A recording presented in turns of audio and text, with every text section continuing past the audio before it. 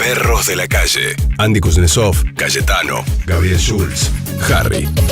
Lunes a viernes de 10 a.m. a 2 p.m. @perroscalle. perros.metro951.com. Perros de la Calle. Metro 951. Sonido urbano.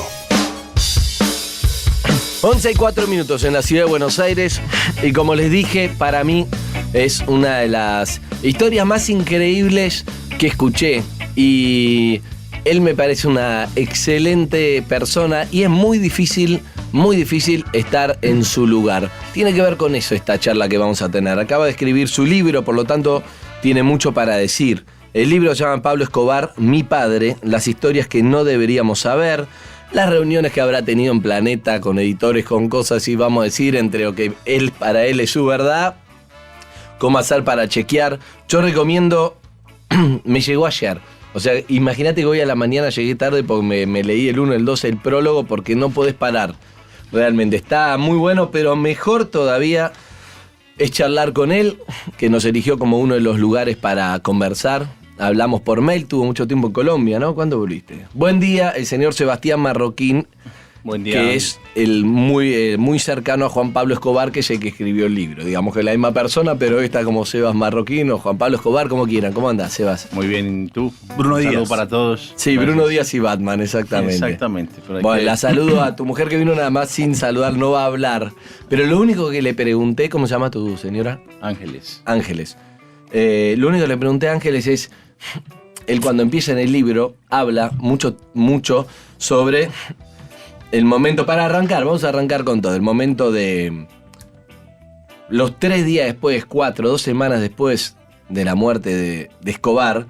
Para ellos es un infierno, ¿no? Es que listo, por un lado la parte personal de ir a enterrar a un padre que ni siquiera llegaste, todo es una locura que vamos a ordenarlo. Ahora le voy a preguntar a Seba para que lo cuente, pero lo que le pregunté a Seba es, esa novia de la cual vos hablás, no me animaba a preguntarte si es tu señora, a la cual tuviste un hijo y es la misma. 23 años juntos, Andy. 23 años, o sea, está bueno porque no se sorprende de nada, porque te conoció ya en ese momento, no es que tenés que explicarle a una, te quiero contar una pequeña historia. No, ya creo que ya no queda nada por contar. Bien, y solo le pregunté a Ángeles fuera del aire, o a vos, te lo pregunto a vos para que no la hagamos hablar, si lo conoció a su suegro. Lo conoció después de la fuga de la catedral, durante todo el año que él estuvo recluido, más bien diría hospedado. Hospedado. Sí, ella no pudo, pues no quiso ir porque tenía, pues digamos, algunos temas familiares que no se habían resuelto en ese momento. Imagínate una chica que le dicen, mi novio es el hijo, debe haber sido muy difícil ese tema para. Por supuesto que no era sencillo, padres, obvio. No era sencillo, pero finalmente, bueno, nos escondimos juntos con él un año después de su fuga. Bien. Así que ahí lo conoció por fuerza mayor. ¿Qué dijo? ¿Él? Sí. Él le dijo, ¿qué le has hecho a mi familia? Que todos quieren hablar siempre de ti y estar siempre contigo. Muy bien. ¿Y ella qué respondió? Que nada. No me había hecho nada.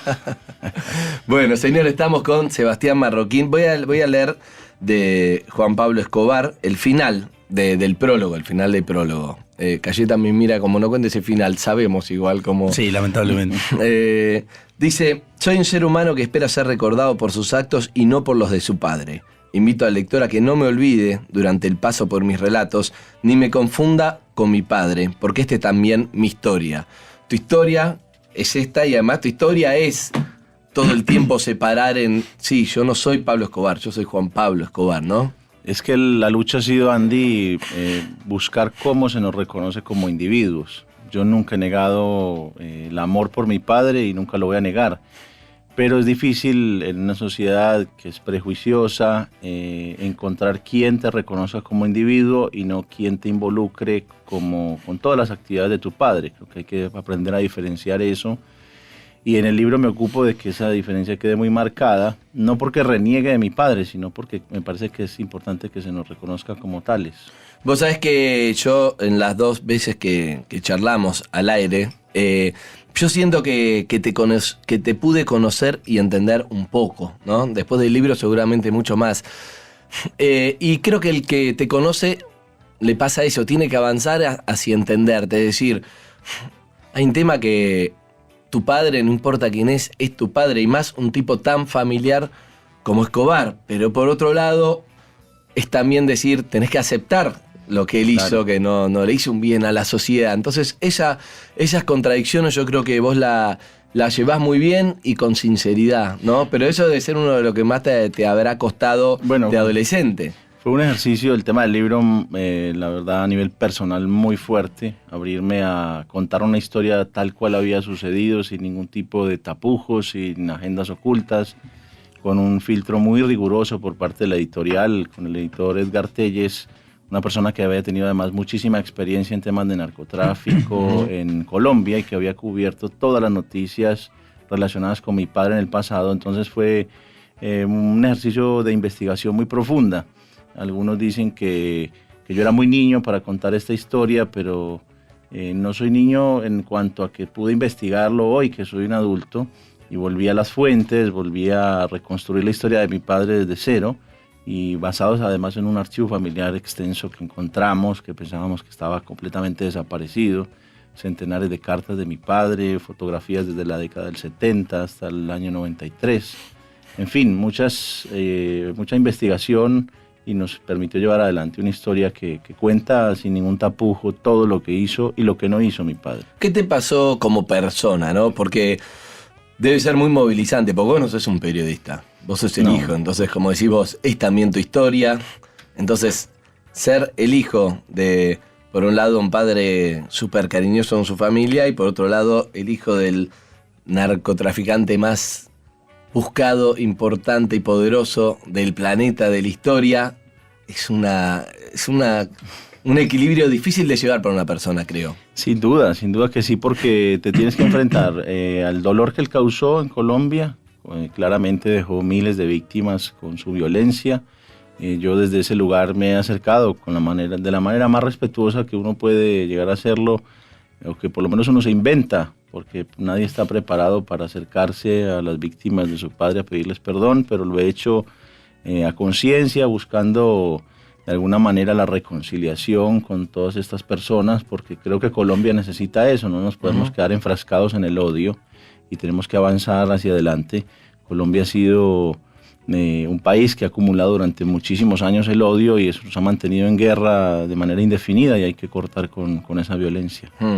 Estamos charlando con Sebastián Marroquín, Juan Pablo Escobar.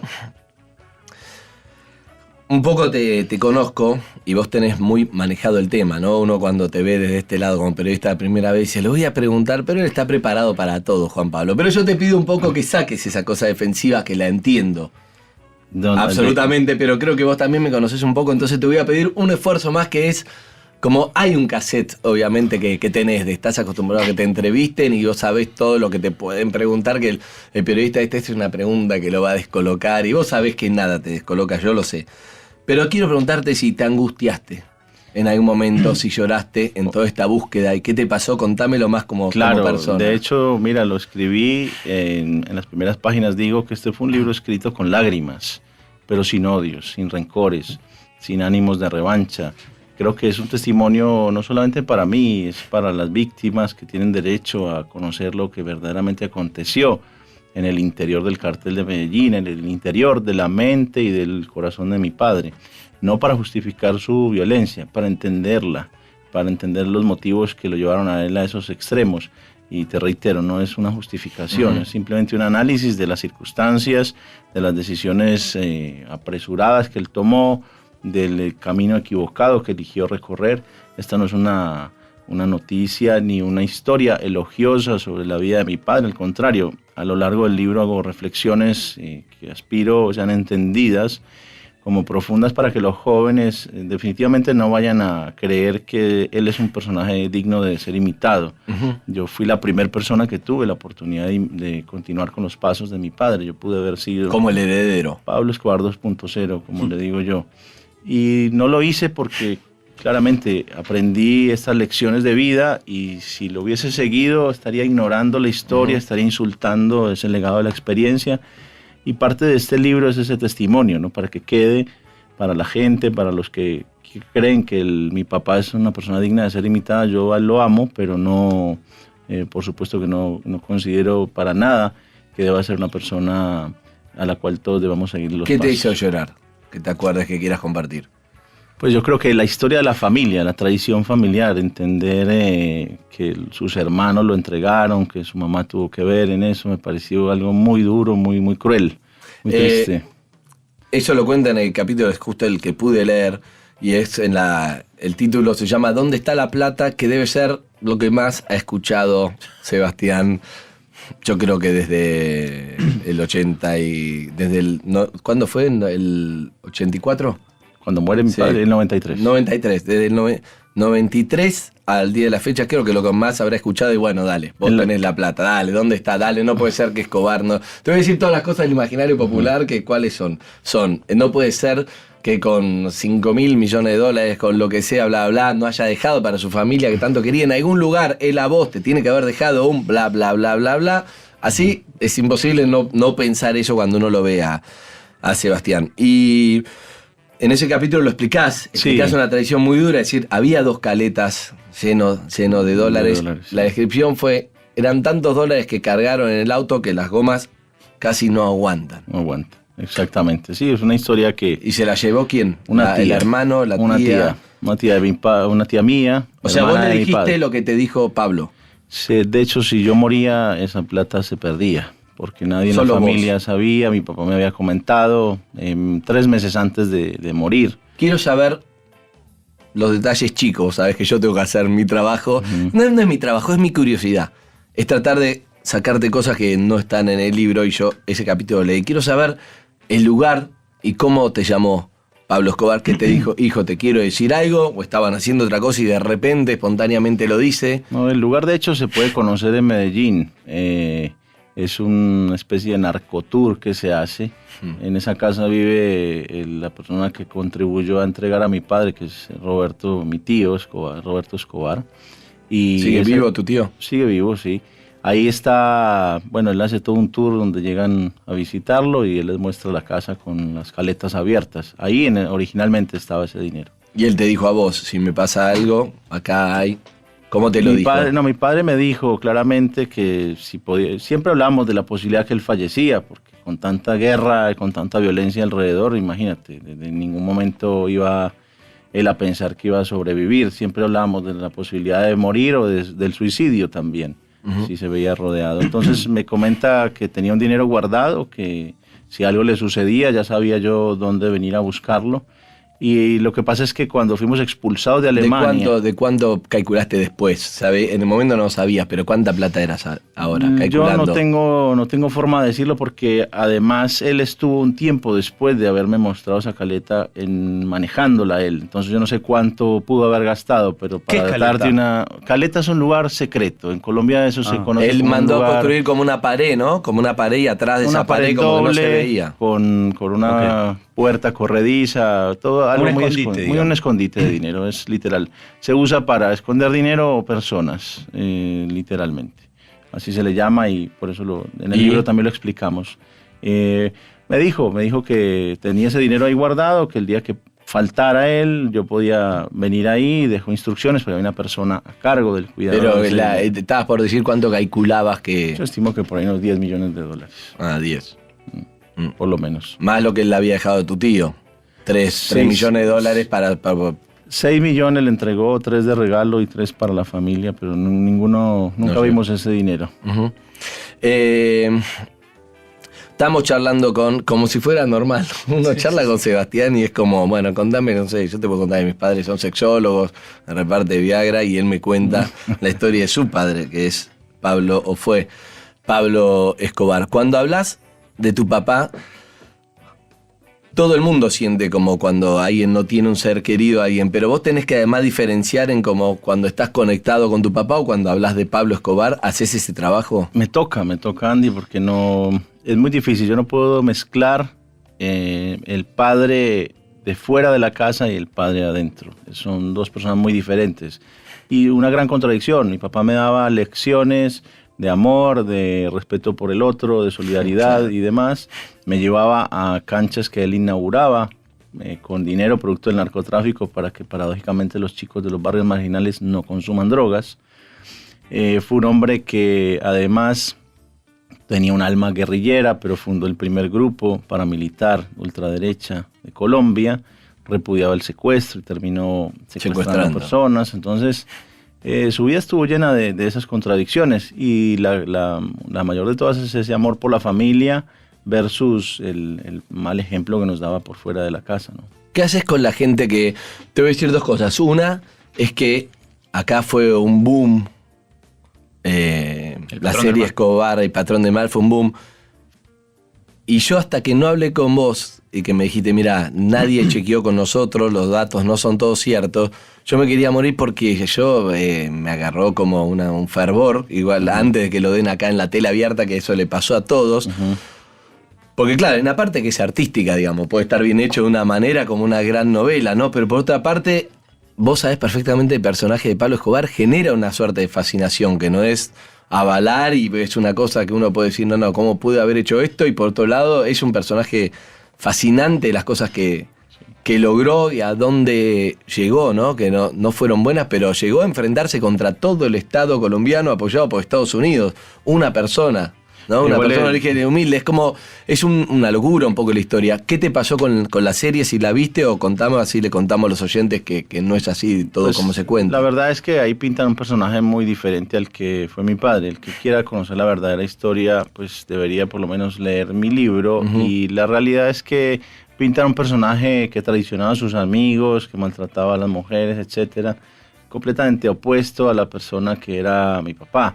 No le quito las cosas malas, pero mencionan episodios que no voy a traer ahora a colación porque no quiero entrar en el terreno de las comparaciones, pero que claramente son diferentes a lo que yo cuento como historia acá. Vos fuiste sincero en el libro. Absolutamente, no tengo nada que te puedo responder por cada línea del libro, y te voy a decir algo más. La Editorial Planeta chequeó para que no sea una oda a Pablo Escobar. No hubo manera de transar obviamente con ellos en absoluto. Me parece... Y me parecía correcto para darle mayor seriedad al libro como tal. Pero la serie está basada en la parábola de Pablo. ¿Vos sentís que el libro está mal o la serie está mal? Es que primero, quien escribió el libro nunca conoció a mi padre. Segundo, el hecho de que haya hecho una investigación realmente no le garantiza que le hayan dicho toda la verdad. Yo entrevisté a más personas, incluso algunas de ellas las mismas, y el nivel de información al que yo pude acceder fue muy superior al que le iban a contar a un completo desconocido. De manera tal que es difícil entrar en el terreno de las comparaciones, pero claramente los libros que se han escrito sobre mi padre han sido grandes improvisaciones. Claro. Esta historia tiene una particularidad.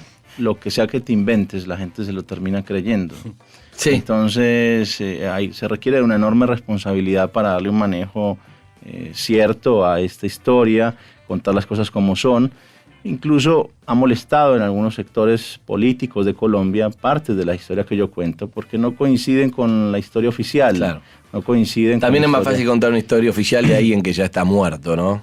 Sin duda, pero por ejemplo hay una gran controversia en Colombia por la forma como murió mi papá, etcétera. Yo no le he querido dar tanta trascendencia porque me parece que muerto está. No importa si se pegó él el tiro, si se lo pegó otro. Para mí la diferencia es prácticamente ninguna. Pero ha generado revuelo porque pues la policía en Colombia dice que fueron ellos. Claro. Otros jefes se quieren colgar la medalla de quién mató a Pablo Escobar. Exacto. Pero no puede ser que en el libro de los otros cuenten cosas que vos no querés contar para por ahí cuidar cierta imagen de tu padre.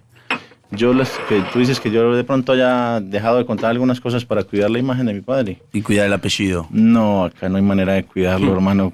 Aquí cuento una explosión en pleno vuelo con 110 personas que murieron en el avión de Avianca, decenas de bombas por toda la ciudad de Bogotá y de Medellín, con centenares de muertos, asesinatos, secuestros, masacres, torturas, desapariciones. Te garantizo que lo que menos estoy haciendo es cuidar la imagen y el apellido. Sebastián, te cago con esa respuesta. Sí, es imposible decirle algo. Es imposible decirle algo. ¿Qué alto el baño con la puerta abierta?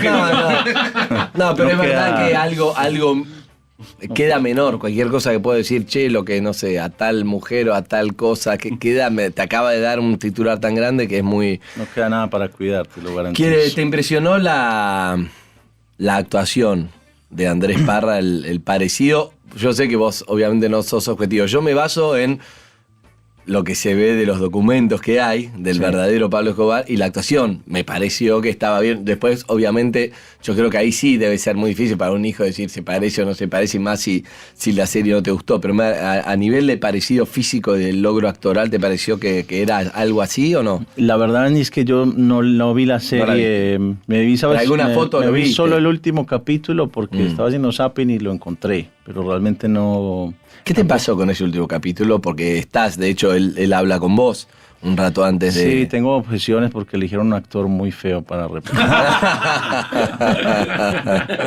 Me parece justo, es verdad. Es verdad. Es verdad, claro. Tampoco sos Juanes, tampoco sos Juanes. No, yo Vamos. sé, pero me hubieran podido poner Un poquito mejor. más, claro, está muy bien. Pero ¿qué te pasó cuando vos ves ese último capítulo que es drama? Estamos hablando con alguien que vio en la televisión el último capítulo, que encima lo vio medio Colombia, acá también fue un éxito, ¿no? De cómo mataron a su padre, que no es fácil eso, más allá de, ¿no? Digamos, acá nos reímos, pero no estamos hablando de una serie, estamos hablando de una persona. Sí, lo que pasa es que ha pasado el tiempo y uno también ya aprende. Por eso, ¿qué te pasó con este adulto? Pues mira, la historia que yo conozco es muy diferente. El final de mi padre es muy distinto al que se ¿Cómo es relata. la que vos conocés? La que yo conozco es que la policía no tiene nada que ver, absolutamente nada que ver, solamente el paramilitar Carlos Castaño, ya fallecido, fue la persona que ingresó a la vivienda. Mi padre le pega 2 tiros en el pecho. Esto lo sé porque lo cuenta el mismo Castaño, se lo cuenta a mi madre en una reunión posterior a la muerte de mi padre, cuando se están haciendo las conversaciones de paz con todos los carteles de la droga. Así que la historia que cuentan en la serie no tiene nada que ver con su final real. La manera como muere, hay grandes errores en la necropsia versus las fotografías reales del momento de su muerte, y grandes contradicciones, sumado a que los forenses fueron amenazados por la policía para alterar esos informes y omitir el tema del suicidio, porque ellos consideraban, a mí me parece erróneamente, que si se decía públicamente que Pablo Escobar se había suicidado. ¿Pero para vos se suicidó? Yo tengo dudas de que se suicidó. Los mismos forenses me avisaron, a mí y a toda la familia, que teníamos derecho a saber, a pesar de las amenazas que habían sufrido por parte de la policía, nos avisaron que mi padre efectivamente se había suicidado. Eso fue una conversación que tuvimos con mi papá durante muchísimo tiempo. El tema del suicidio era el desayuno para nosotros. Él siempre me decía que de los 15 tiros de su pistola Sig Sauer, 14 eran para sus enemigos y el último iba a ser para él. Llegó al extremo de consultar con los médicos dónde tenía que pegarse exactamente el balazo. No podía ser en la boca, no podía ser en la sien, porque se podía resbalar la pistola, podía salir el tiro por otro lado, y el mayor temor que tenía era quedar vivo después de un intento de suicidio y con algún problema serio de salud. Entonces el tiro se lo pegó donde siempre me dijo que se lo iba a pegar, que era en el oído derecho. O sea, vos decís, Pablo Escobar se suicidó, cosa que nunca nadie lo reconoce porque necesitan colgarse esa medalla. Sí. Porque en un punto, desde la versión que vos das, él terminó cuando él quiso con su vida, y de la otra versión es le ganamos y lo matamos a Pablo Escobar. Yo te diría, Andy, que él eligió morir ese día. Él violó a propósito, nunca violó en 10 años de clandestinidad sus reglas de seguridad, jamás cayó en manos de la policía. Y ese día las violó todas las que me había dicho toda la vida que no se podían violar. Ese día él violó, te cuento, la llamada telefónica, que duraba más de 1 minuto, sabiendo que con más de 1 minuto de duración la llamada podía ser rastreado, triangulado. Él elige su batalla final, por eso lo encuentran descalzo. Él no tenía los tenis puestos cuando muere, porque él no se quería escapar de esa casa, él quería morir ahí. Lo que está diciendo es fuertísimo porque es muy distinta a la versión oficial y tiene el sentido común de alguien que conocía como nadie, ¿no? Pablo Escobar conocía perfectamente cómo eran los sistemas de seguridad, de eso vivía, y un día te llamó a vos, pasó ese tiempo, pasó a todos, es porque sabía lo que iba a ocurrir. Tiene mucho sentido. Yo le tiraba el teléfono a Andy. ¿Por qué sentí que fue ese día? Porque ya su familia, éramos todos rehenes del Estado colombiano. En ese momento estábamos sometidos al rigor de Colombia, del gobierno. Habíamos sido expulsados de Alemania por petición de nuestro propio gobierno, de nuestro propio país. Que no pudieron ir al avión, ¿no? Fuimos y después de que nos reciben en la pista de aterrizaje, porque ni siquiera nos dejan bajar al muelle internacional, nos someten a un interrogatorio y después a empujones nos subieron a la brava a otro avión de regreso a Colombia. Para que tengas una idea, la abogada de oficio que puso el gobierno alemán le pegaba a los agentes de Interpol y lloraba porque sabía que se estaba cometiendo una gran injusticia. Eran 3 mujeres, de las cuales había una menor de edad con 7, 8 años y estaba yo que también era un menor de edad. De manera tal que fueron grandes abusos que se cometieron y ya éramos rehenes del Estado colombiano, literal y públicamente rehenes. Mi papá sabía que el gobierno no quería negociar con él. Encontramos cartas que publicó en el libro donde él aceptaba una rendición total y la aceptación de la totalidad de los cargos que la fiscalía le imputara a cambio de que su familia fuera liberada. Y ni siquiera eso aceptaron. Así que claramente la única salida que le quedaba a él era programar su última batalla y decidió y la eligió él y murió ahí. En esta charla vamos a entrar a un tema que para mí está buenísimo. Está basado en un documental que hizo Nicolás Entel, que así lo conocía a Sebastián, ¿no? Juan Pablo o Sebastián. En ese documental, Nico junta a Sebastián Marroquín con los hijos de 2 personajes que fueron muy importantes para Colombia, ¿no? Uno era... ¿Cómo se llama Galán de nombre? Luis Carlos Galán. Luis Carlos Galán, que era el candidato a presidente que prácticamente iba a ser presidente de Colombia, garantizado, y es mandado a asesinar por Pablo Escobar. Y el otro fue ministro de Justicia colombiano en 1982 y fue ejecutado en 1984. Y es Rodrigo Lara Bonilla, que fue un político súper respetado. También ese fue quizá el límite que se empezó a trazar hacia otro lugar, ¿no? ¿Cómo lo vivís vos? Sí, claramente eso marcó una división literal en la historia de Colombia a partir de ese momento y en la historia de mi familia.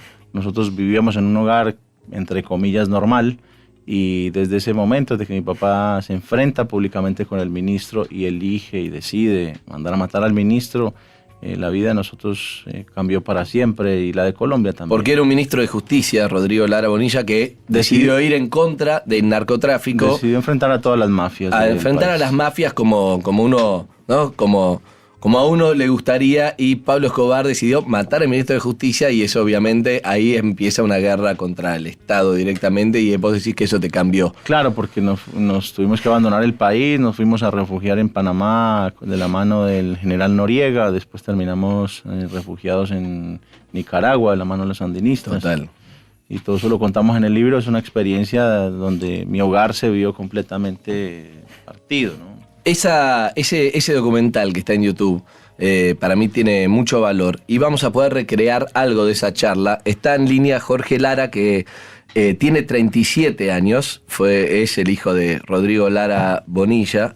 Los Lara tuvieron que exiliarse en España, Suiza, Inglaterra, Francia, y el entonces presidente de Colombia, Belisario Betancur, les dijo que no podía garantizar la seguridad de la familia. Imagínense cómo cambia la vida de Jorge Lara más allá del afecto, ¿no es cierto? Ellos se juntaron en algún momento acá. Es un documental, para mí es muy lindo, tiene que ver con creo que alguno de ellos, no sé si fue Jorge o alguno de ellos que te dice vos también sos víctima, ¿no? Es parte de la familia Galán. Hay que aclarar que Jorge es hermano de Rodrigo Lara, no participa en el documental. Pero sí, después de que el documental se presenta en Colombia, yo tuve la oportunidad de conocerlo y de generar una relación con él que valoro muchísimo. Y bueno, porque eso habla también de que, para mí habla mucho, ¿no? Sebastián, que trata de predicar por la paz, que es un hombre de paz.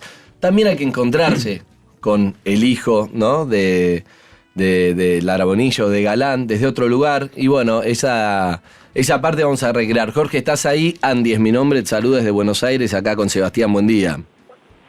Hola Andy, ¿cómo estás? Sebastián, hombre, Hola. ¿Cuánto tiempo? Jorge, qué gusto saludarte, hermano, ¿cómo estás? Bien, hombre, qué bueno oírte. Tanto tiempo no hemos hablado, ¿no? Sí, hermano, tenemos que ponernos al día, no puede ser que sea a través de la radio que volvamos a hablar. ¿Qué tal eso? A través de Andy. Sí, pero bueno, se lo agradecemos a Andy también, pero sabemos que tenemos una relación que va más allá de todo esto, ¿no? Jorge, Totalmente de acuerdo contigo, Sebas, totalmente de acuerdo, lo sabes. Jorge, te tengo que preguntar, ¿no? Yo escucho como hasta cierto, más allá de respeto, cierto cariño por Sebastián, pero quiero saber la primera vez que te propusieron conocer al hijo de Pablo Escobar, un hombre que seguramente debe haber sido uno de los hombres en los cuales más pensaste en toda tu vida, ¿no? Y en el momento te habrán dicho, mirá, no sé si fue por el documental o después, pero te habrán dicho, che, ¿te gustaría conocer a Sebastián o a que es, bueno, Juan Pablo Escobar?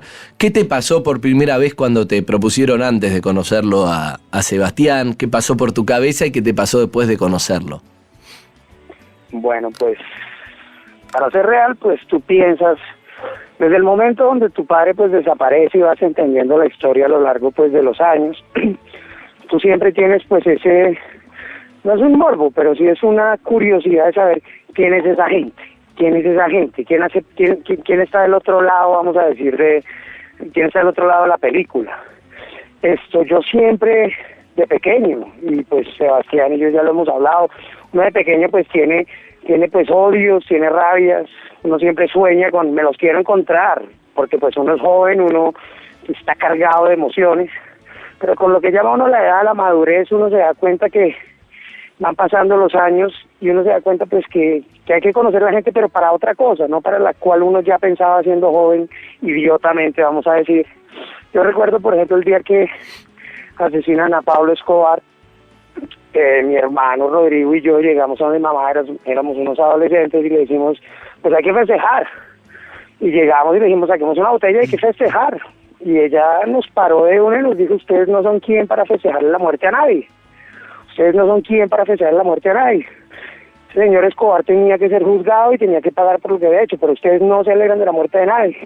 Entonces eso fue primero, vamos a decir, como los valores que ella nos inculca de jóvenes, y seguimos creciendo, y llega un día, pues, Nicolás Entel con su lindo proyecto, y yo me siento con Nicolás un día en Bogotá, donde me dice claramente, tienes que aparecer en el documental tú también, porque tu hermano está solo. Rodrigo pues va a aparecer en el documental, los galanes están juntos, son los hermanos, pero tu hermano está solo y me gustaría que estés dentro del documental y que conozcas a Sebastián. Entonces pues estábamos almorzando y yo le dije a Nicolás claramente que no quería aparecer en el documental porque eso es una etapa de la vida muy personal, muy mía.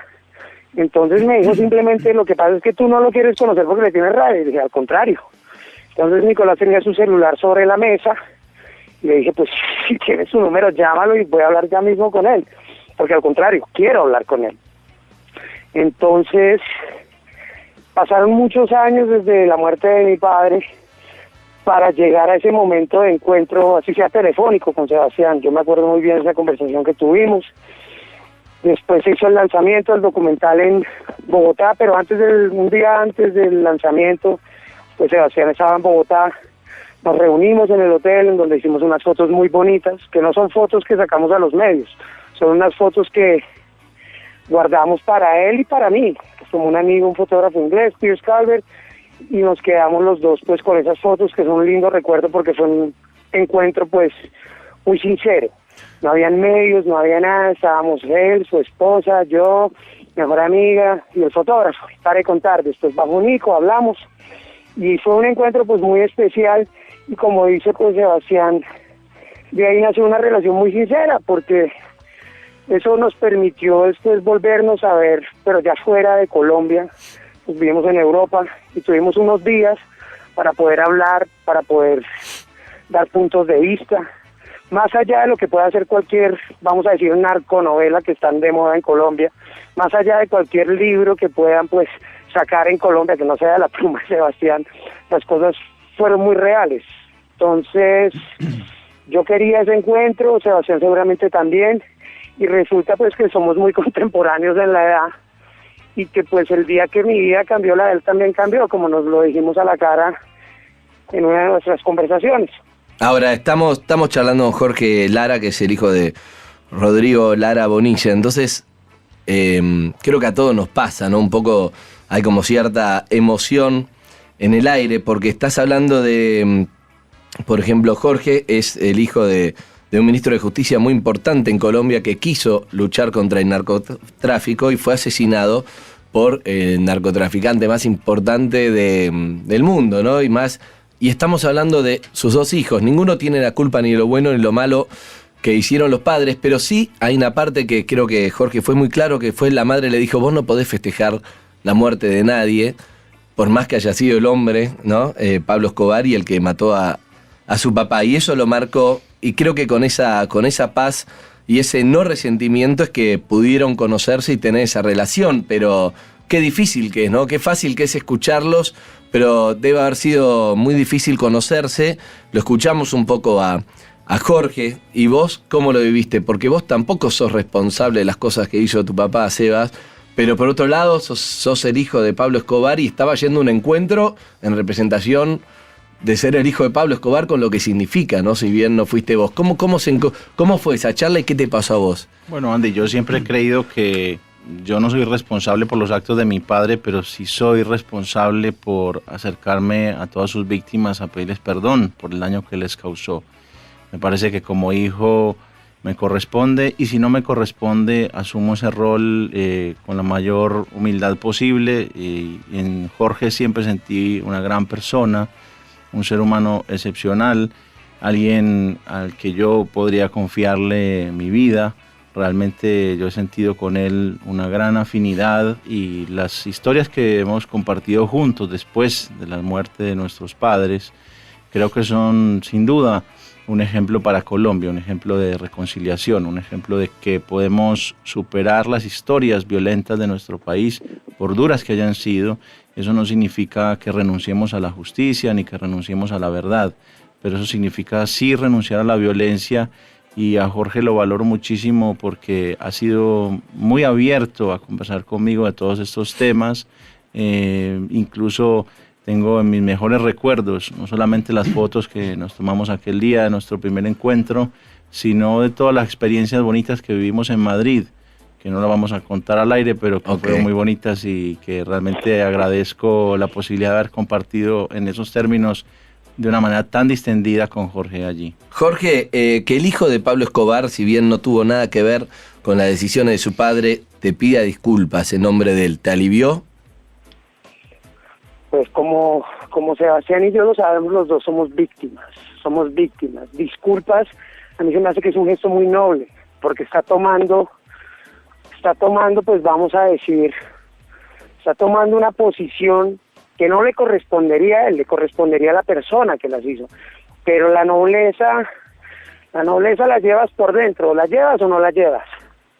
Y Sebastián para mí es una persona pues muy noble, en el sentido de que le pueden contar cuentos, pueden inventarse qué hizo, que mira, yo sé la persona que conocí, yo sé que es una persona pues que se ha puesto delante de un país donde mucha gente quiere que se calle, donde mucha gente no lo quiere ver, porque saben que Sebastián tuvo el tiempo de hablar con su padre, de vivir, y es una persona pues indeseada por mucha gente de este país, por mucha gente del mundo, diría yo.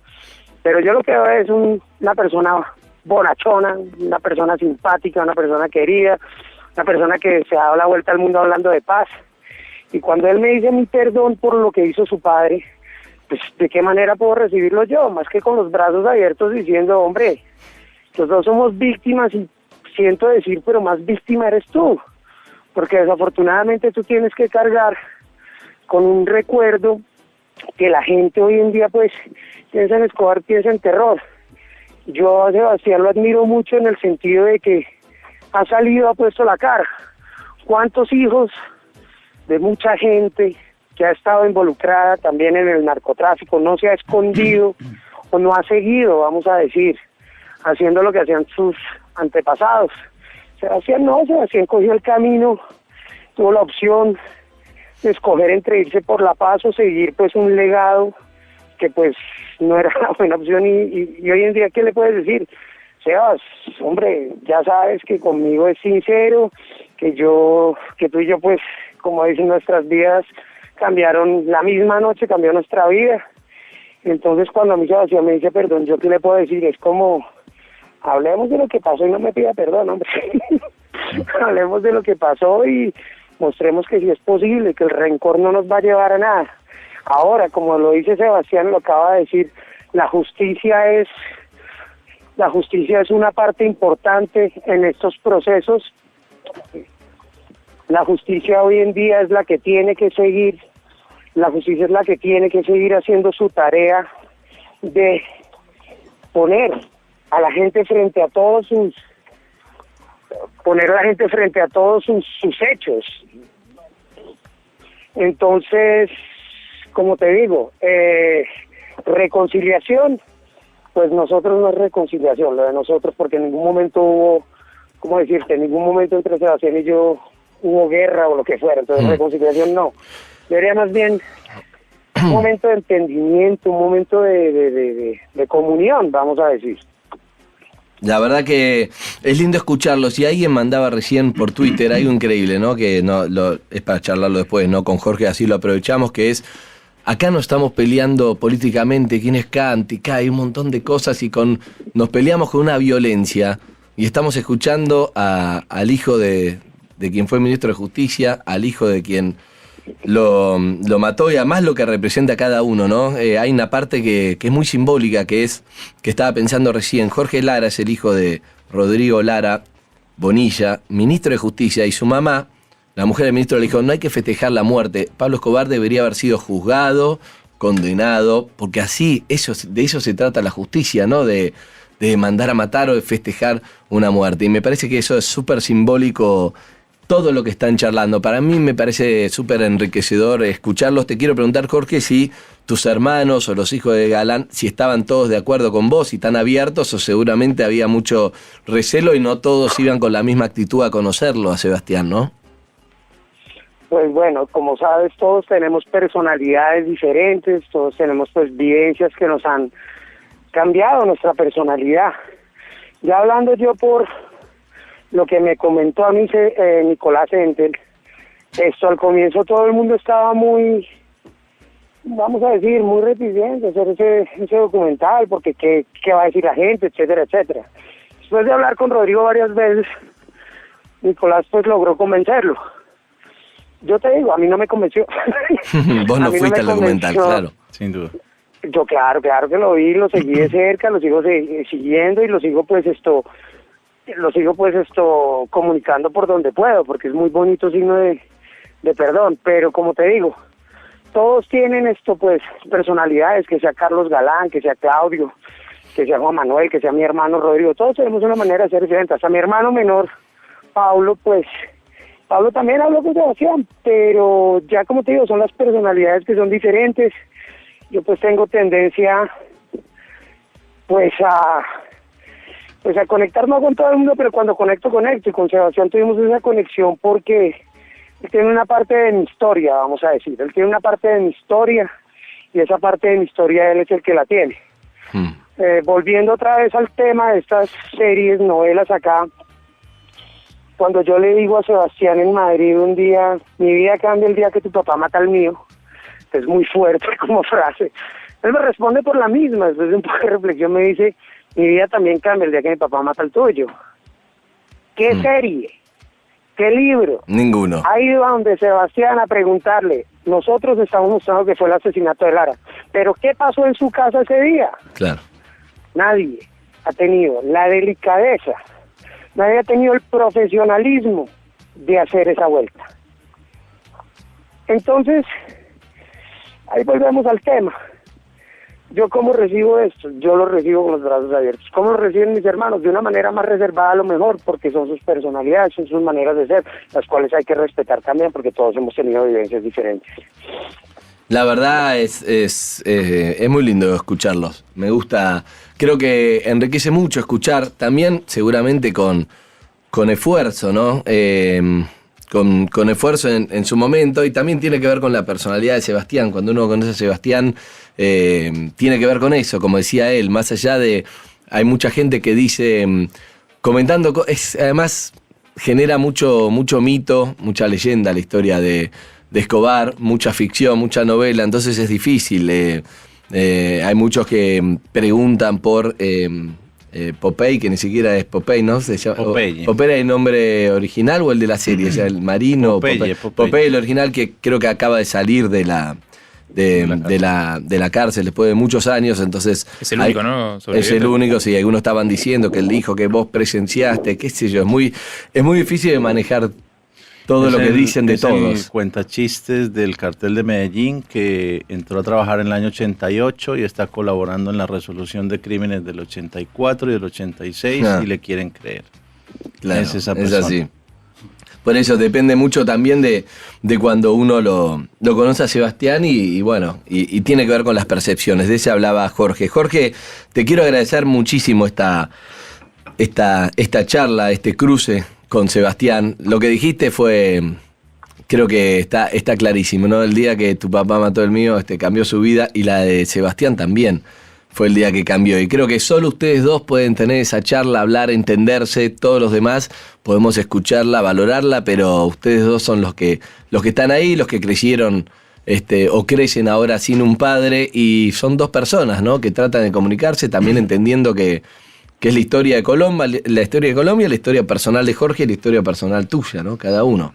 Y Jorge, agradecerte también por tu generosidad, por tus palabras, por tus expresiones. Siempre no esperaba menos de ti porque te conozco muchísimo, pero ha sido muy grato escucharte y tenemos que sin duda retomar estas charlas y volver a encontrarnos, ojalá muy pronto.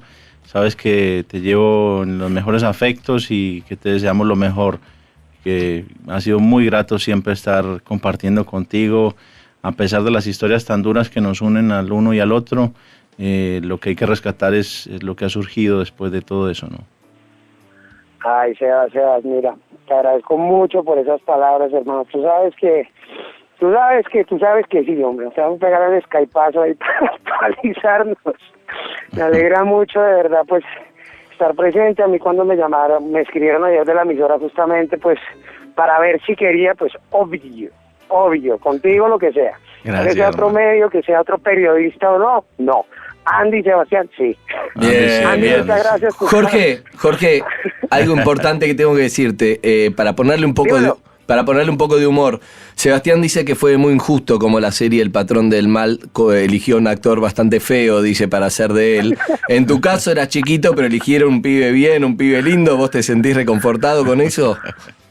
Pues te cuento la verdad, no me he visto ni el primer capítulo. No quiero ver el primer capítulo, y ya se lo dije a la misma escritora guionista, partiendo del punto que no consultaron con la familia de Sebastián, y cuando vas a llamar una serie Pablo Escobar, El Patrón del Mal, lo mínimo, la primera cosa es hablar con la familia. Excelente. Entonces no me he visto ni un capítulo, pero me dijeron que me habían puesto feo a mí también. Entonces estamos igual. Está muy bien. Igual, Andy, muchas gracias por todo, hombre. Un gran abrazo para vos, Jorge. Me gustaría conocerte si volvés acá a la Argentina un día. Ojalá que pueda venir ir a comer todos juntos. Me gustaría mucho al aire y fuera del aire conocerte también. Imagínate, eso puede ser bueno, carajo, nos podemos hacer una buena cena por allá. Sebas, un abrazo para ti, un abrazo para la señora, el resto, te me cuidas mucho, y pues para todos los oyentes argentinos un abrazo muy grande. Andy, muchas gracias por haber hecho esto tan bonito, ¿vale? Dale. Jorge, un abrazo muy grande, hermano, que Dios te bendiga. A ti también, hermano, te me cuidas y estamos ahí, cuape. Igualmente, hermano, saludos. Abrazos, chao. Chao. Bueno, Jorge Lara, la verdad, no sé qué decir, emocionante realmente, ¿no? Si bien el documental lo vi, lo conozco, es emocionante. No sé, Sebas, a vos qué te pasa, ¿no? Tu mujer veo que se emociona, la veo desde acá. Ya la vi. Pero realmente escuchar a alguien con palabras tan lindas, hablando en un contexto donde cuando vas a la historia quizá sos el hijo de la persona que más lo marcó y más mal le hizo en su vida. Y sin embargo, unas palabras tan cariñosas para vos, para mí es fuerte. ¿Qué crees que te diga? No, para mí también, Andy, imagínate, es algo que a pesar de que ya conozco a Jorge y sé la calidad de persona que es, a pesar de que ya hemos compartido muchísimos momentos muy gratos, realmente yo sentí con él en Madrid que pudimos llegar a compartir como si hubiésemos sido viejos amigos de toda la vida, así lo he sentido yo a él, y no es algo que te puedes inventar, eso no es algo que compras. Yo creo que acabamos de escuchar a una persona que habló desde el corazón con cada palabra, y yo también lo he hecho así con él y nos hemos podido conectar muy bien desde el primer instante que nos vimos. Yo siempre sentí en Jorge una persona completamente desprejuiciada, completamente liberada de odio, y que valoro enormemente porque tiene un gran significado para mi familia, poder estar compartiendo con él. A vos también, yo le pregunté qué le pasaba a él con tu perdón. Y te pregunto a vos qué te pasa con su aceptación de lo que sos vos. A vos te hace bien también. Me hace bien y me hace mal en el sentido de que me siento triste de ver como una gran persona como él termina pagando un precio tan alto por la violencia que generó mi padre. Me duele por él, me siento de alguna manera reconocido por su mamá, que les pide a sus hijos que no celebren por la muerte de mi padre. Yo tampoco nunca celebré la muerte de nadie, ni la del ministro, y me parece que también eso habla de los valores humanos que se pueden rescatar dentro de nuestra sociedad como colombianos, de que a pesar de los odios, a pesar de la violencia, todavía hay sensatez dentro de nosotros y debemos de rescatarla para que no continuemos en esta ola de violencia que nos está matando a todos desde hace más de 5 décadas.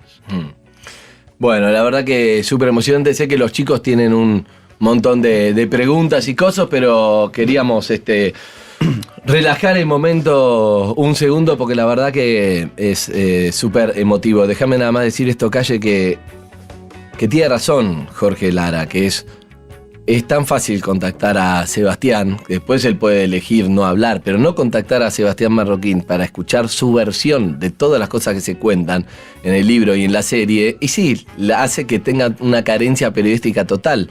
Y el mismo hijo del ministro Lara Bonilla te dice, tenés que hablar con Sebastián si vas a hacer una serie sobre Escobar, no podés no escuchar su versión, porque si no, querés escuchar lo que te interesa para ficcionalizar en base a una buena novela. Bueno, entonces no llames El Patrón del Mal, llamalo... Ni la vendas como la verdadera como historia. La verdadera historia, ni uses archivo periodístico real, porque eso confunde a la gente. Ahora, si escuchamos las dos versiones, después, bueno, te puede gustar más o menos, pero ni ellos consultaron.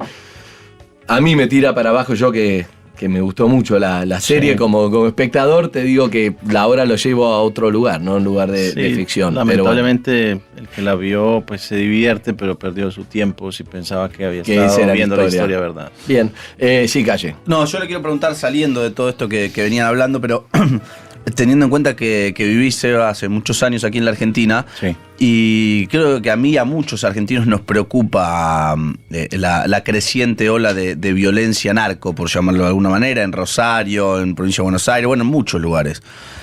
Quiero saber cómo lo vivís vos, teniendo en cuenta que algunos que conocen del tema, especialistas, no sé, yo no entiendo, pero lo vinculan con cómo ha comenzado en Colombia también la situación y en qué se ha transformado después. ¿Cómo ves concretamente vos esto que está pasando en la Argentina y si te asusta?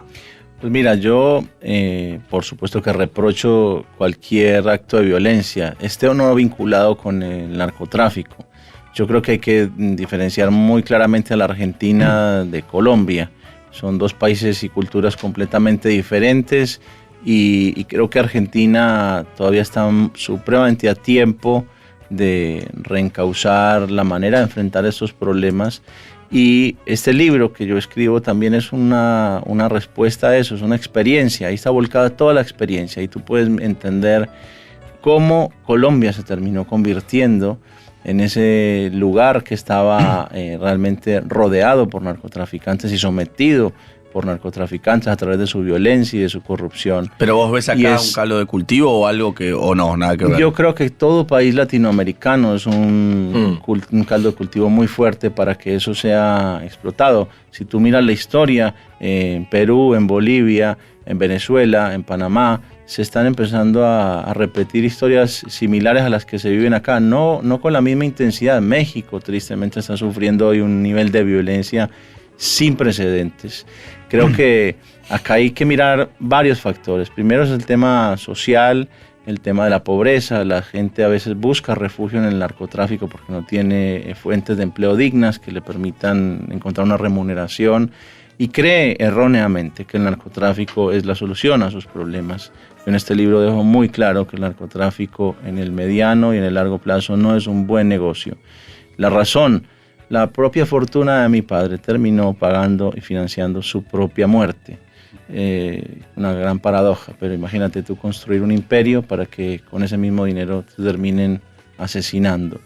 Entonces, claramente, este es un libro que marca, digamos, una parte de la historia de Colombia que se puede entender y se puede trasladar a la Argentina para evitar que esta historia sea repetida y ojalá que jamás ocurra. Yo creo que tiene que ver, por supuesto, el tema de la legalización o la prohibición. Yo siempre he sostenido que la prohibición es el combustible que garantiza que el narcotráfico sea un excelente negocio y por ende sea un foco de corrupción impresionante, porque se requiere la corrupción para que el narcotráfico como negocio sea verdaderamente exitoso. Mi padre no sería ni la mitad de la persona que fue. Ese libro tendría la mitad de páginas si la corrupción no hubiese existido para acompañarlo en su empresa criminal.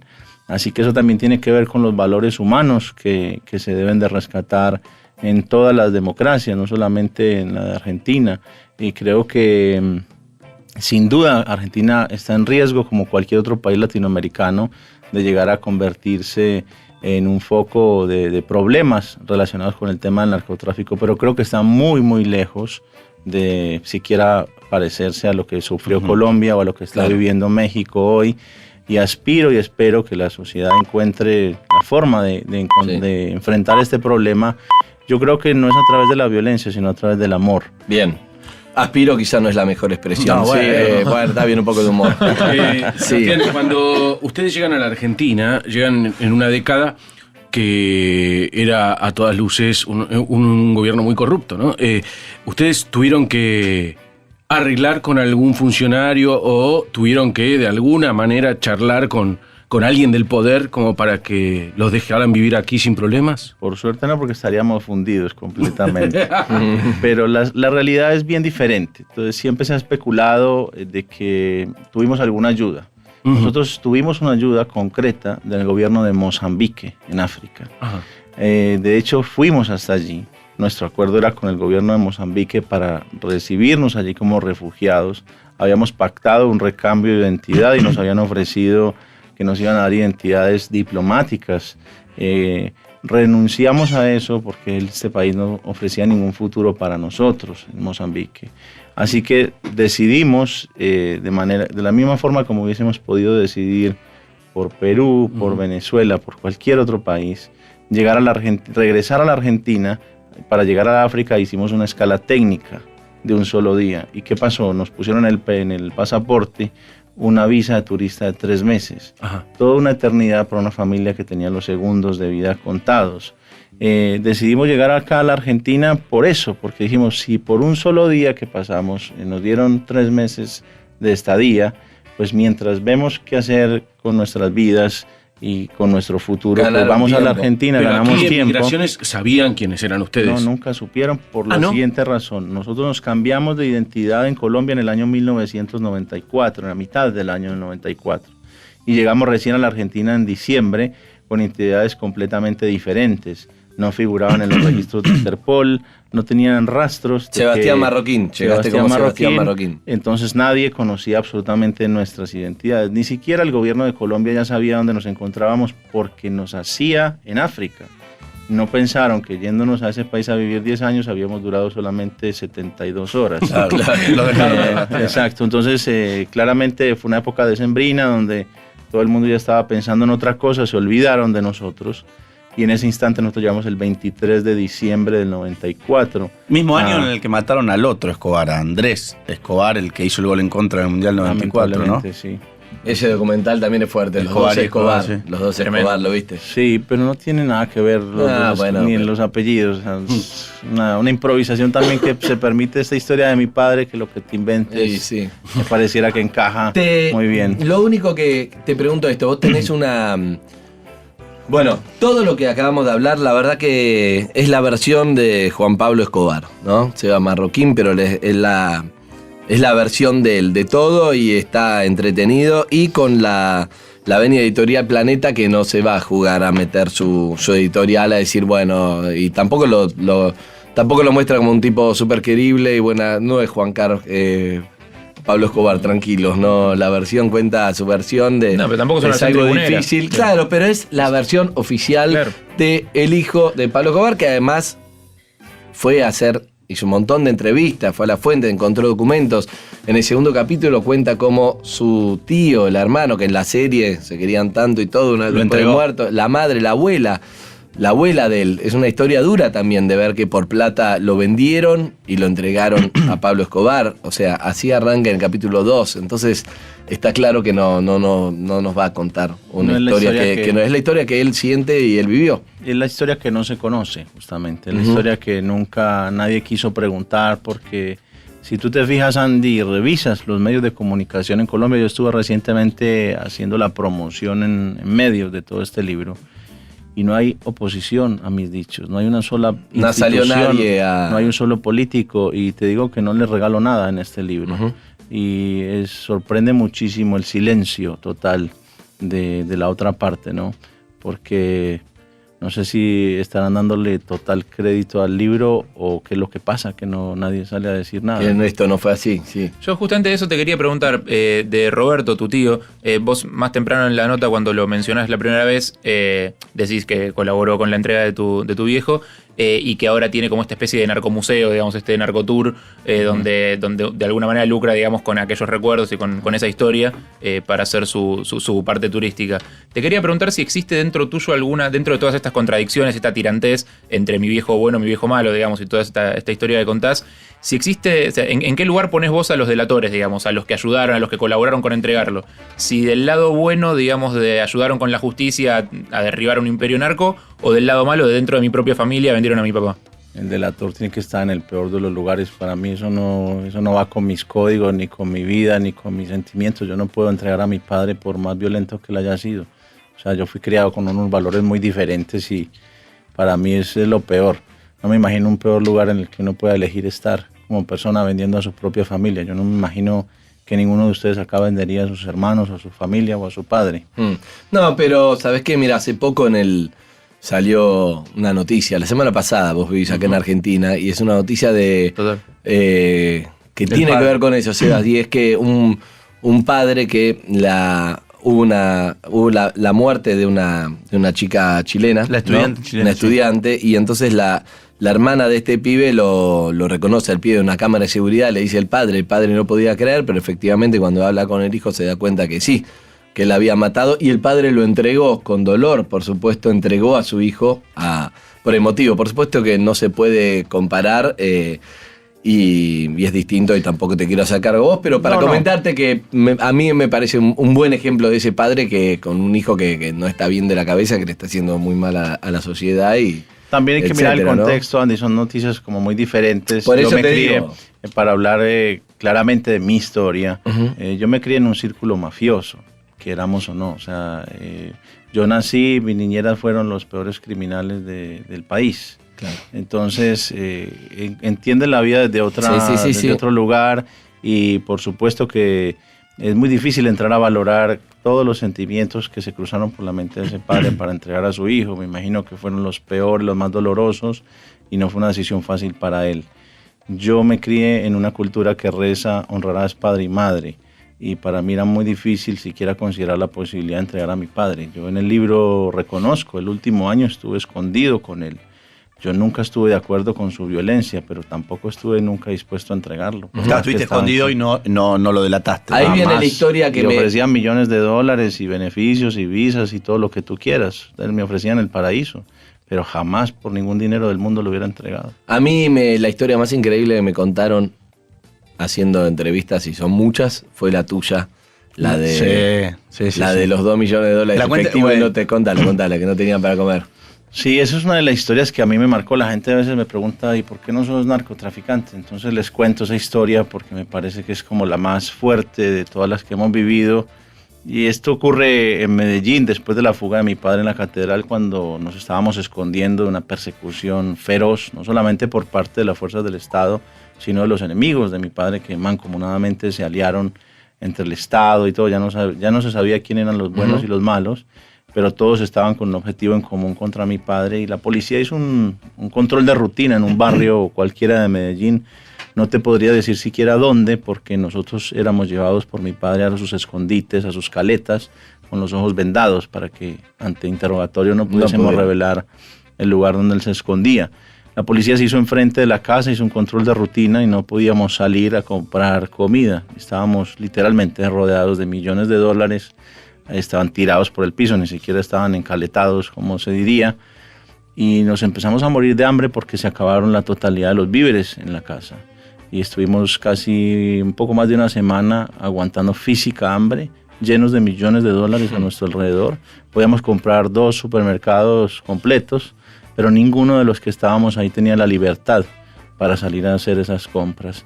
Y desde ese lugar yo siempre me cuestioné, yo dije, de pronto no es tan buena la plata del narcotráfico, porque claramente si con esta abundancia en la que estamos ahora nos estamos muriendo de hambre y no tenemos la libertad para salir a comprar una libra de arroz, sinceramente, ¿para qué me sirve? Y esto es parte de las historias que yo cuento en el libro, para que la gente entienda que esto no es una oda a mi padre. No. Hablando de eso, dos últimas preguntas. Una, con respecto a tu línea de ropa, porque hay una parte que son las remeras de Pablo Escobar, entonces genera esa contradicción que tiene Escobar, ¿no? Uno sabe que es un narcotraficante, que fue un narcotraficante que mató a muchísima gente, y la fascinación de querer ponerlo como en una remera, en un merchandising que sé que se vende, ¿no? Que tiene que ver con documentos de él, con pedido de captura, con una cosa más de moda, pero te generó dudas, tenías miedo que se lo sienta como una falta de respeto, como una provocación. ¿Cómo lo viviste? Por supuesto que siempre consideré la posibilidad de que se entendiera como una provocación, pero fue muy bien pensada el tema de la marca, porque desde mi actitud personal frente a la vida, en ningún lugar de la marca tú vas a ver zonas donde se hace apología del delito. Al contrario, yo utilizo la marca Pablo Escobar para invitar a los jóvenes a que no repitan esa historia. Desde nuestras prendas enviamos mensajes muy claros, inequívocos, autocríticos sobre nuestra propia historia y de paz, que invitan a reflexionar a los jóvenes sobre esa historia para que no la repitan. Por supuesto yo me tengo que ganar la vida, Andy. Si yo salgo a vender estampitas religiosas también me estarían criticando y la sociedad es prejuiciosa. Por cualquier cosa que yo haga me pongo a vender empanadas. Pero no tenés plata, criticar. dale, si la plata está en algún lado. En Ciguantanejo. Si estuviera, estaríamos en una isla tomando piña colada y esta entrevista no tendría lugar. Entonces, también la realidad es que yo agradezco, Andy, haber sido despojado de la fortuna de mi padre. Seguro. Porque el dinero te vuelve una persona soberbia, te hace creer que sos todopoderoso, que puedes ir contra el mundo, que puedes comprar voluntades y pagar por la vida de los demás. Y agradezco. Y es cierto. Por supuesto, es todo cierto, y menos mal que me la quitaron, porque yo prefiero haber encontrado este camino a través de unas pruebas muy duras. No es fácil haber vivido toda tu vida como millonario y de repente encontrarte con que... Recordemos que en el documental de Nico Entel se ve el zoológico personal que era Hacienda Nápoles, que con los hipopótamos que mandaba a traer Pablo, que elefantes, no sé, todo tipo de... los juguetes más extravagantes, eso está bien en el documental. Hay una película que mandó a hacer Pablo Escobar, como una película directamente, sí, con tomas desde el helicóptero de lo que era la Hacienda Nápoles, todo una locura. Esa de hecho todavía viven allí, eran 4 y ahora son 40. Te puedo hacer llegar un par si quieres. Lo vi en National Geographic. ¿Sí? Hay un problema que por las condiciones, lo vi en National Geographic, por las condiciones climáticas, que es la temperatura, etcétera, el trópico que es Colombia, se están reproduciendo y es un problema porque está lleno. Sí, eran 4, ahora son 40 y no saben qué hacer con los hipopótamos. Pero tiene ganancia del 1000%. ¿Sí o no? Sí. Imagínate, buen negocio. Hay que invertir en hipopótamo. Por último, quiero saber dos cosas. Una, ¿cuánta plata en la versión oficial crees vos que llegó a tener Pablo Escobar? Pues yo le pregunté a él, Andy, cuánto dinero llegó a tener y su respuesta fue clara. Me dijo, un día llegué a tener tanta que perdí la cuenta. Son palabras literales de él. Es muy difícil saber. Yo te puedo contar realmente a nivel de anécdotas. Alguna vez escuché que eventualmente en la época de oro de mi padre, pudo haber fines de semana en los que él se ganaba entre 60 y 70 millones de dólares. El fin de semana. El fin de semana. Pero laburaba los domingos. No, eso se lo dedicaba a la familia. La realidad es que en aquel entonces, y aún hoy en Estados Unidos, hay un enorme mercado para la cocaína. Siempre se hablaba de que había conflictos entre los carteles de Cali y de Medellín por el control de la cocaína. Este libro desmitifica todo eso, lo pone en su lugar. La guerra que hubo entre el cartel de Cali y el de Medellín, tristemente fue un lío de faldas. Se llevó muchísimas víctimas. la lealtad de mi padre hacia un amigo, se formó un problema enorme que ni siquiera tenía que ver con nosotros, y el primer acto de violencia en respuesta a ese lío de falda fue una bomba que nos ponen en nuestra casa. Así fue. A mi madre, a mi hermana y a mí. Bien. Le recomiendo que vean un Quiero saber documental. el lío de falda. Un documental que se ¿Quieres llama... saber? Sí. Bueno, te lo cuento muy breve. Había un señor su alias era Piña, y un señor cuyo alias era el Negro Pavón. El Negro Pavón era el más amigo de mi padre, y cuando mi papá cae a la cárcel por primera vez, por alguna extraña razón, él cae con varios amigos y los presos pensaban que eran policías encubiertos. Mi padre pensaba que mi padre era policía encubierto, entonces los iban a linchar en la cárcel. Este señor Pavón los libra de ese linchamiento, y mi papá queda con una enorme gratitud, claro, porque a partir de ese momento son respetados en la cárcel. Años después, unos 30 años después, el señor Pavón cae a la cárcel en Nueva York, y con tan mala suerte que su esposa parece que no le fue tan fiel, y el señor Piña se aprovecha. El señor Piña trabajaba para el cartel de Cali. Se aprovecha de esa situación y tiene un romance con esta mujer. Cuando sale el Negro Pavón de la cárcel, le pide el favor a mi padre. Que le devuelva el favor. Que le devuelva el favor de evitarle el linchamiento 30 años atrás, y de que le ayude a cobrar una venganza porque este hombre no respetó los códigos y abusó de su esposa, o no sabemos si abusó o ya estaba de acuerdo o no, pero claramente había una relación ahí. Mi padre llama al cartel de Cali a pedir que le entreguen a Piña. El cartel de Cali se niega y ahí comienza la guerra. Increíble, increíble. La verdad, es un libro para... No quiero frivolizarlo, pero la verdad, Pablo Escobar, mi padre, para la playa, para cualquier momento, hay que verlo así, periodístico, historias increíbles, la verdad, en primera persona, Juan Pablo Escobar. Y quiero saber esto, el hijo de ustedes dos, que está su mujer, ¿no? Acá presente, es muy chiquito, tiene... 2 años. 2 años. Me imagino, solamente quiero saber esto, ya es tema de conversación de ustedes, seguramente hace 20 años que están juntos, mucho antes que nazca él. ¿En qué momento le van a contar, si él va a preguntar, cómo van a manejar la historia de su abuelo? Estamos esperando que arranque a hablar fluidamente para contarle toda la historia con pelos y señales, por supuesto a su debido tiempo, pero creo que él tiene que saber con claridad quién fue su abuelo. Le va a quedar muy claro que su abuelo iba a ser una persona que lo iba a querer muchísimo en vida si estuviera, pero claramente también tiene que conocer todos los lados de la historia, y obligatoriamente se va a tener que ver el documental y se va a tener que leer el libro. Bien. ¿Marroquín es el apellido de tu hijo? Sí, Marroquín. Marroquín. Bien, la verdad, Sebas, como siempre, muchísimas gracias por venir a compartirlo. Gracias a ti, Andy, sé que con todo sinceridad. tu equipo de amigos. Es un placer estar aquí, de verdad. Siempre nos hemos sentido muy bien tratados, respetados por ti, por todo tu equipo, y para mí es siempre un placer y un honor estar por acá. Y haremos más cosas juntos, Dios la quiere, verdad sí. que sí, siento esa afinidad, y nos debemos el vino. Por supuesto. Muchas gracias a tu esposa que vino, que escucha el programa siempre, que yo le voy a explicar el programa. Fanática. Así que, viste que Cayetano es mucho más feo personalmente. Viste que lo... Dice no que no, quiere hablar. no, al aire, pero dice, No no, quiere es hablar. lindo, Ok, perfecto. Bueno, muchísimas gracias, Seba. Gracias, Señores, Andy. la verdad es que hablar con Sebastián es increíble, ¿no? Es abrir una puerta, y creo que... Se quede un rato más. No, pero creo que la charla con Jorge Lara fue un momento de esos que no nos vamos a olvidar. Gracias, Así Andy. que gracias por compartirla a ustedes, y desde acá a Jorge Lara también, si está escuchando. Fue un momento increíble y mágico, radial, que representa mucho más de lo que dice. 12:17 minutos en la ciudad de Buenos Aires. Gracias. Perros de la calle. Andy Kuznetsov, Cayetano, Gabriel Schulz, Harry. Lunes a viernes de 10 a.m. a 2 p.m. @perroscalle. perros.metro951.com. Perros de la calle. Metro 951. Sonido urbano. En toda esta búsqueda, ¿y qué te pasó? Contámelo más como Claro, persona. de hecho, mira, lo escribí en las primeras páginas. Digo que este fue un libro escrito con lágrimas, pero sin odios, sin rencores, sin ánimos de revancha. Creo que es un testimonio no solamente para mí, es para las víctimas que tienen derecho a conocer lo que verdaderamente aconteció en el interior del cartel de Medellín, en el interior de la mente y del corazón de mi padre. No para justificar su violencia, para entenderla, para entender los motivos que lo llevaron a él a esos extremos. Y te reitero, no es una justificación, es simplemente un análisis de las circunstancias, de las decisiones apresuradas que él tomó, del camino equivocado que eligió recorrer.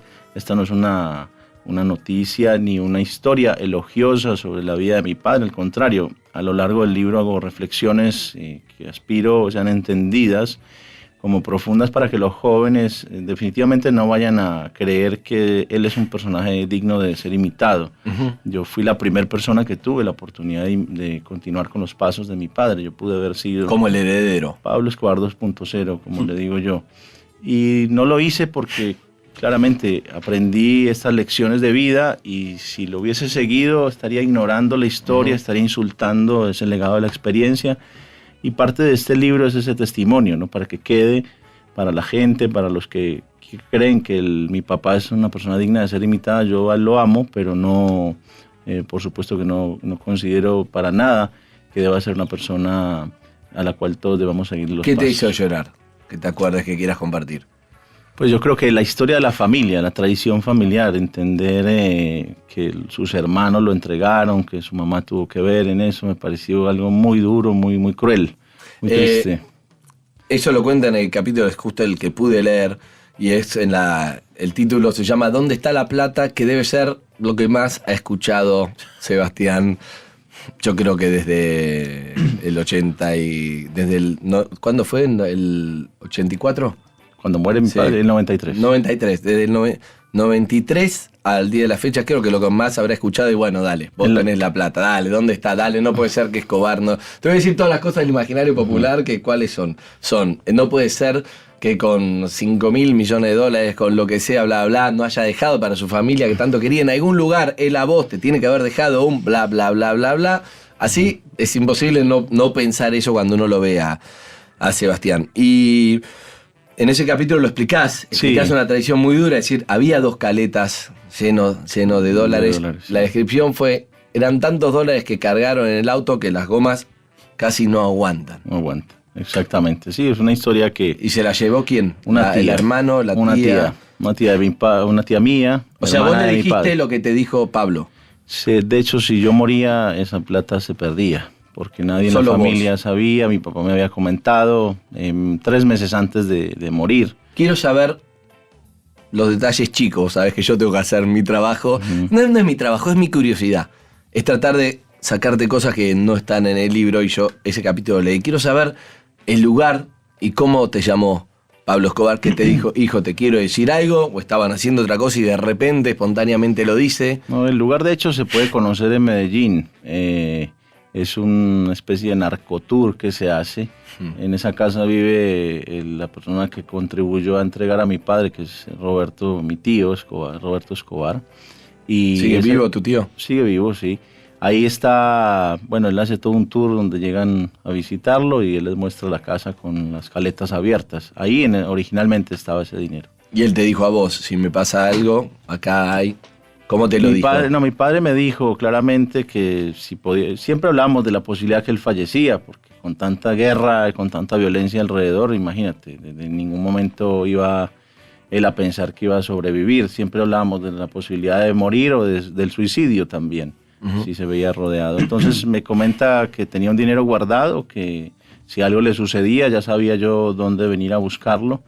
Y lo que pasa es que cuando fuimos expulsados de Alemania... ¿De cuánto calculaste después? ¿Sabe? En el momento no sabías, pero ¿cuánta plata eras ahora calculando? Yo no tengo forma de decirlo porque además él estuvo un tiempo después de haberme mostrado esa caleta manejándola él. Entonces yo no sé cuánto pudo haber gastado, pero para darte una... Caleta es un lugar secreto. En Colombia eso se conoce él como mandó un lugar... a construir como una pared, ¿no? Como una pared y atrás de esa pared como que no se veía. Con una puerta corrediza, todo algo un escondite de dinero, es literal. Se usa para esconder dinero o personas, literalmente.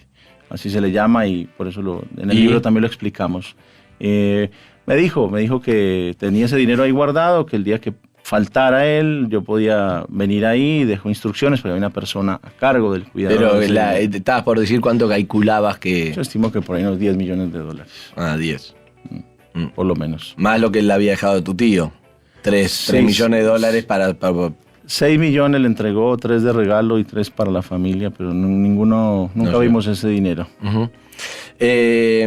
Con un filtro muy riguroso por parte de la editorial, con el editor Edgar Telles, una persona que había tenido además muchísima experiencia en temas de narcotráfico en Colombia y que había cubierto todas las noticias relacionadas con mi padre en el pasado. Entonces fue un ejercicio de investigación muy profunda.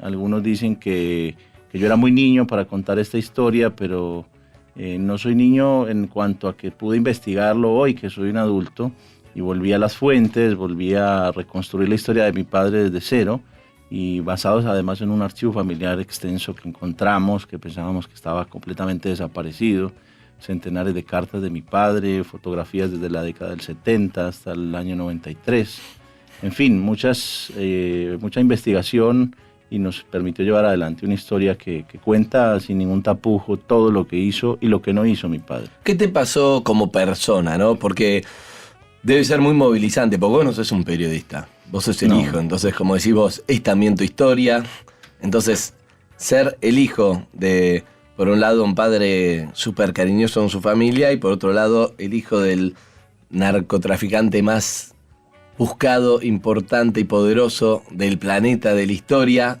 es un equilibrio difícil de llevar para una persona, creo. Sin duda que sí, porque te tienes que enfrentar al dolor que él causó en Colombia.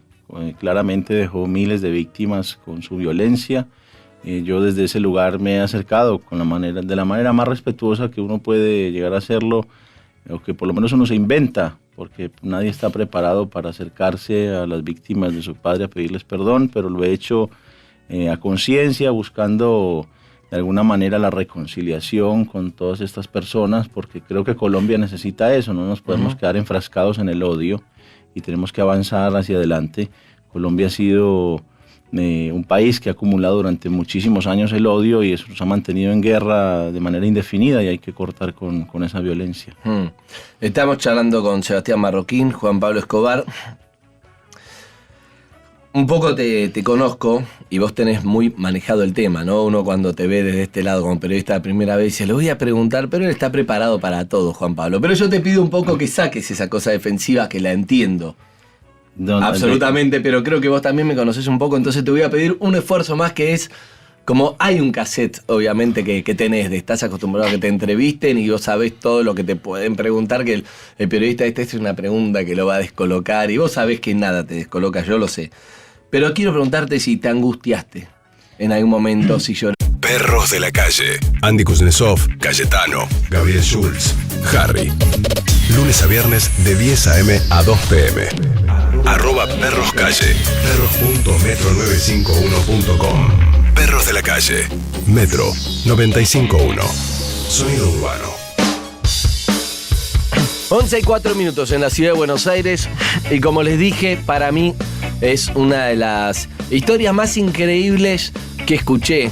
Y él me parece una excelente persona y es muy difícil estar en su lugar. Tiene que ver con eso esta charla que vamos a tener. Acaba de escribir su libro, por lo tanto tiene mucho para decir. El libro se llama Pablo Escobar, Mi Padre, las historias que no deberíamos saber, las reuniones que habrá tenido en Planeta con editores, con cosas y vamos a decir entre lo que para él es su verdad, cómo hacer para chequear. Yo recomiendo, me llegó ayer. O sea, imagínate que hoy a la mañana llegué tarde porque me leí el 1, el 2, el prólogo, porque no podés parar. Realmente está muy bueno, pero mejor todavía es charlar con él, que nos eligió como uno de los lugares para conversar. Hablamos por mail, tuvo mucho tiempo en Colombia, ¿no? ¿Cuándo volviste? Buen día, el señor Sebastián Marroquín. Buen día. Que es el muy cercano a Juan Pablo Escobar, que es el que escribió el libro. Digamos que es la misma persona, pero hoy está como Sebas Marroquín o Juan Pablo Escobar, como quieran. ¿Cómo andás, Sebas? Muy bien, ¿tú? Bruno Díaz. Saludo para todos. Sí, Gracias. Bruno Díaz y Batman, exactamente. Exactamente. Bueno, la saludo a tu mujer que vino nada más sin saludar, no va a hablar. Pero lo único que le pregunté, ¿cómo se llama tu señora? Ángeles. Ángeles.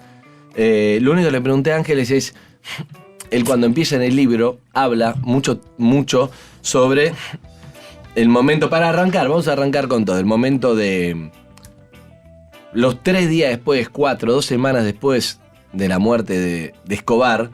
Para ellos es un infierno, ¿no? Es que listo, por un lado la parte personal de ir a enterrar a un padre que ni siquiera llegaste.